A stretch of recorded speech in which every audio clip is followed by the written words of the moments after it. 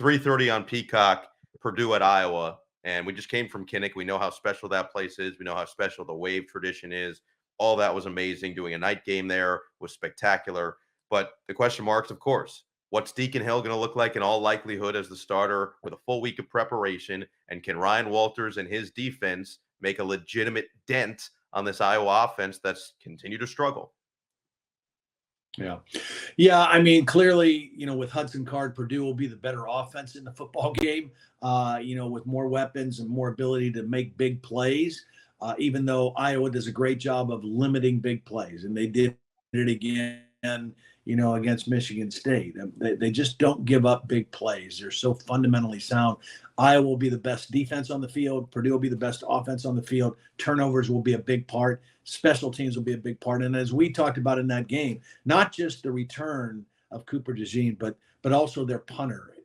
He's a weapon for them. And when you have that kind of defense and you can play to that strength and pin teams back with field position and flip the field, that's a real luxury to have. And that's Iowa's recipe for winning football games right now is just try to, to manage a game on offense, make some plays, don't beat us, don't turn the ball over, and play to the strength of our team, which is playing defense and special teams.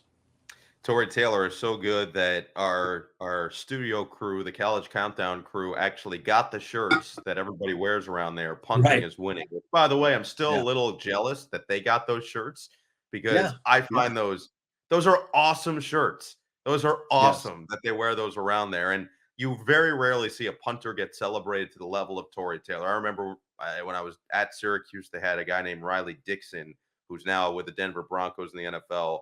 He was celebrated because he would take a snap on 4th and 20 and he would see a lane and he would just take off. And people love that. He would deliver hits, right? He was one of those types of punters.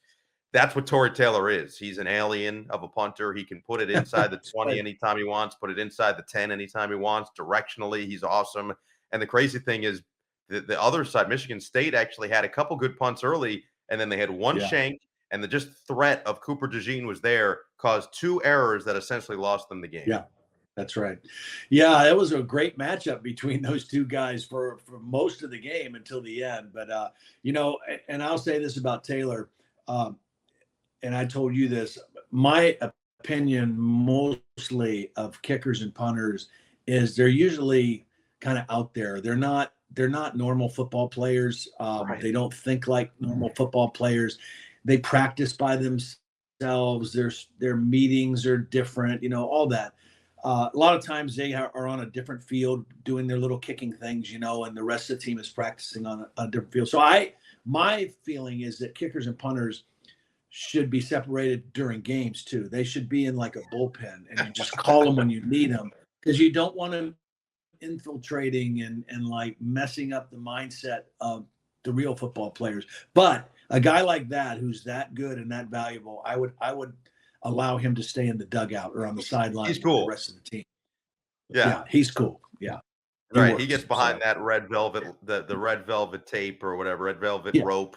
He's fine. He can get into the club. I like that. And he deserves it. He's one of the best in the country.